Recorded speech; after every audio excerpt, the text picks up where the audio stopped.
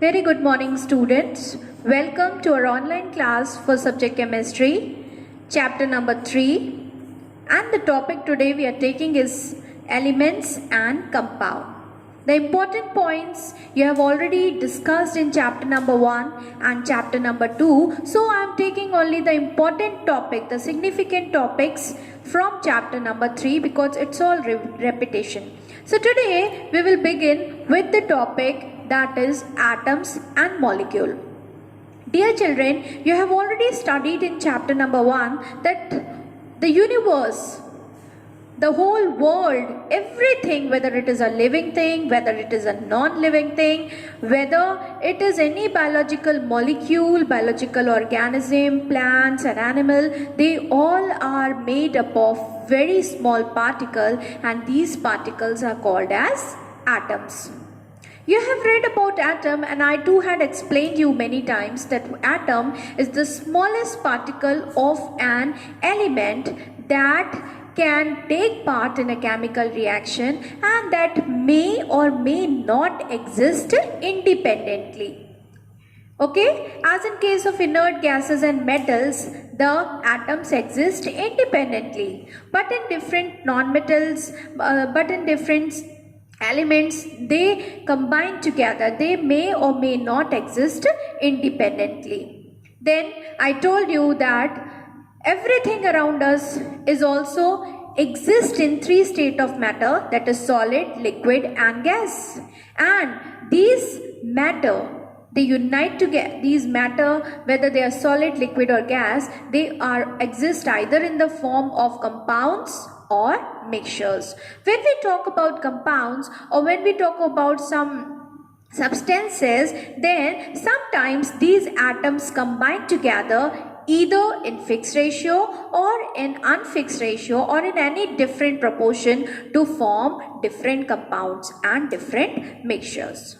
And what are molecules? Molecules is, you can say that when 2 or more atoms combine together, then it forms a molecule. Of an element combined together, they form a molecule. And when these molecules combine together or these atoms combine together in a fixed ratio, they constitute compounds or mixtures. So in general, today we will read about what is atomicity. Now coming on to our next topic, which is the significant topic of this chapter, that is atomicity. What is atomicity? The number of atom present in a molecule of an element is called its atomicity. Okay, like how many atoms are combining to form one molecule of that element is called as atomicity. For example, the molecular formula of oxygen is O2. So one molecule of O2 is prepared by combining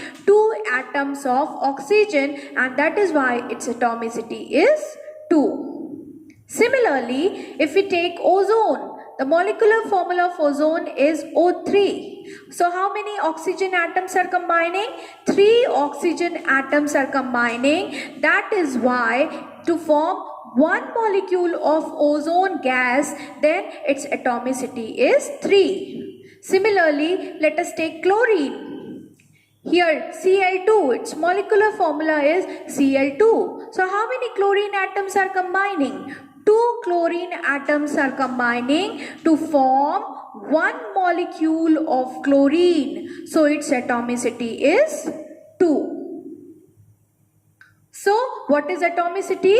The number of atoms combining together, or the number of atoms present in the molecule of an element is called its atomicity. So just like ozone, the atomicity of oxygen is 2, the atomicity of ozone is 3, the atomicity of chlorine is 2. Okay, and similarly if you take any metal, so its atomicity is 1. Okay, so in this way, on the basis of number of atoms uniting to form a single molecule, there are generally 4 types of substances or 4 types of molecule, and these molecules are monoatomic molecule, diatomic molecule, triatomic molecule and polyatomic molecule.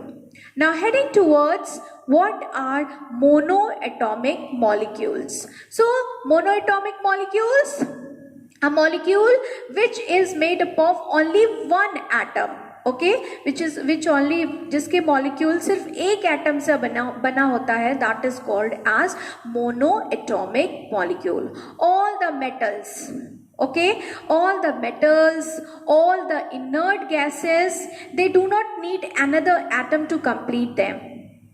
They exist independently. That is why all the metals, inert gases and metalloids, they are all monoatomic molecule. Then comes the diatomic molecule. Diatomic molecule, a molecule of an element which is made up of two atoms. When two atoms of an element combine, they form a single molecule, then they are called as diatomic molecule. For example, if you see the example of oxygen, here two atoms are combining to form one molecule of oxygen. So it is a diatomic element and its atomicity is 2. Whereas in monoatomic molecules, their atomicity is always 1. Then comes the triatomic molecule. Okay, a molecule which is made up of three atoms. A molecule which is made up of 3 atoms is called a triatomic molecule and its atomicity is 3. For example, ozone. Ozone is the best example of a triatomic molecule. Then come polyatomic molecule. A molecule which is made up of more than 3 atoms, okay, just like sulfur, phosphorus, okay, carbon, these all are made up of 4 atoms. Then such a kind of molecule is called as polyatomic molecule and their atomicity is greater than 3. They may be variable depending upon the number of atoms combining or uniting to form a molecule. So in this way you have seen on the basis of atomicity there are 4 kinds of molecule: monoatomic, diatomic, triatomic and polyatomic. Now coming on to the next very important topic, what is molecular formula? How do we represent a chemical compound? How do we chemically represent it? How do we represent its single molecule in terms of symbols and formula? So now the question arises, what is molecular formula or what is chemical formula? And today we will learn how to derive a chemical or a molecular formula when you know the name of the compound and how you will derive its formula. Then comes the molecular formula. So what is molecular formula? Formula in turns represent that something which is represented in terms of in short terms, in terms of either symbol, in terms of either numeric, in terms of any short forms, okay. So what is molecular formula? Molecular formula is the chemical representation of any compound in terms of symbols or numeric, okay. So what is molecular formula? Molecular formula is the representation of any chemical compound. Why I said compound? Because it has a fixed number of atoms, it has a fixed atomicity and the elements combine in a fixed proportion. That is why we can represent them in a fixed manner. Okay, so molecular formula is a chemical, or you can say it is a symbolic representation of a compound in terms of symbols and atomicity. So the molecular and the definition is also given here, that the molecular formula of the compound is a statement of its composition in which the chemical symbol tells us which element are present and subscript tells us how many atoms are present in each element are present in one molecule of a compound. So now, like for example, what is the molecular formula of water? You simply learn it, H2O. What is the molecular formula of glucose? It is C6H12O6. Similarly, what is the molecular formula of carbon dioxide? You cannot write such a big statement. So you simply represent it by writing CO2, and you can identify it by its symbol. So it's very easy when you don't have to write the complete name and you just have to give a symbolic representation, then molecular formula is the best usage.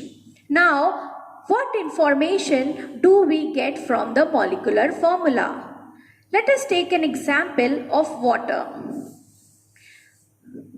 If you see the molecular formula of water, what information you can derive?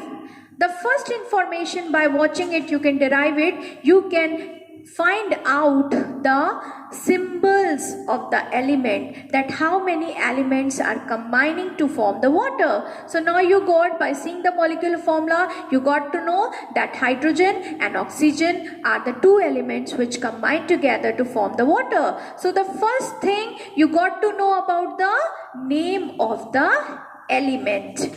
Then the second information what you got to know, that in how many atoms of these elements are combining. Like if you see hydrogen is combining by 2 atoms, oxygen is combining by 1 atom. So what is the ratio? It is 2:1. So you can also, with the help of molecular formula, you can also represent that how many elements are combining, that you can also represent its atomicity. Okay, you can also represent its atomicity. Okay, then the third thing, it formula gives us the name of all the elements, as I already told you. Then formula gives us the number of atom. Yes, it tells us about the atomicity. Then the third very important thing we get to know from by seeing the molecular formula, that we get to see the proportions in which they are combining. If you see water, the water is combining in the proportion of 2:1. We can get the ratio of element they are combining. Then the fourth important thing which we get to know about is the valency. That is the number in which, the number or the capacity in which an atom can combine. We get to know its valency. So these are the important descriptions, these are the important points, these are the important information and data we get to see, we get to know by knowing a chemical formula. Now the important thing is, today I'll make you learn how to write a chemical formula. I'll just give you by 2 examples. We have to write the chemical formula of calcium carbonate. Children, I have already made you learn the valency chart. You know the formulas, you know the symbols and the valency of elements, as well as various radicals like carbonate, oxides. You have learned it. So I suppose that you know the valency. So calcium carbonate. So first of all, what we will write? We will write the symbol of an element. So what is the symbol for calcium? That is Ca. What is the symbol for carbonate? That is CO3.